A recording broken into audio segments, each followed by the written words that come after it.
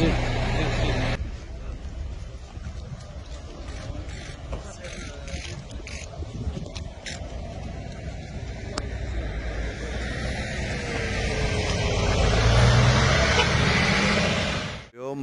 وشفتيو الجميع ف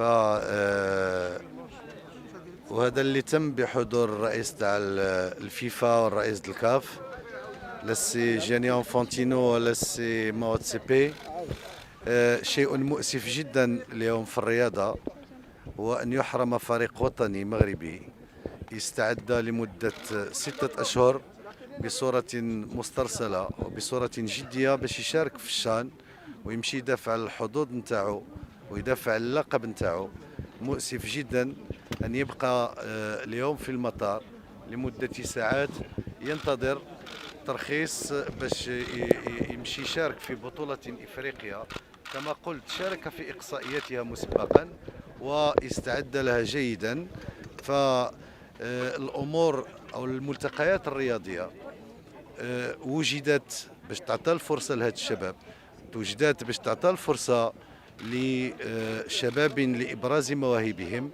وما نعيشه اليوم أن الفريق الوطني المغربي اللي لحد الساعة هو موجود هنا في قاعة الانتظار شيء مؤسف في حق كما قلت شباب يشتغلوا لمدة سنوات واستعدوا لهذه التظاهرة لمدة أشهر واستعدوا على جميع الجوانب للمشاركة في التظاهرة من جهة وللدفاع عن لقبهم من جهة ثانية.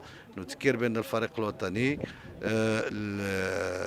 يعني حاز على اللقب لمدة دورتين متتاليتين، واليوم تعيشون وتنظرون وتشوفوا هذا الواقع الذي يعني يبين بوضوح الرغبة الرياضية نتاع المنتخب الوطني والمغرب باش يعني نشاركوا نلعبوا تظاهرة رياضية بحتة.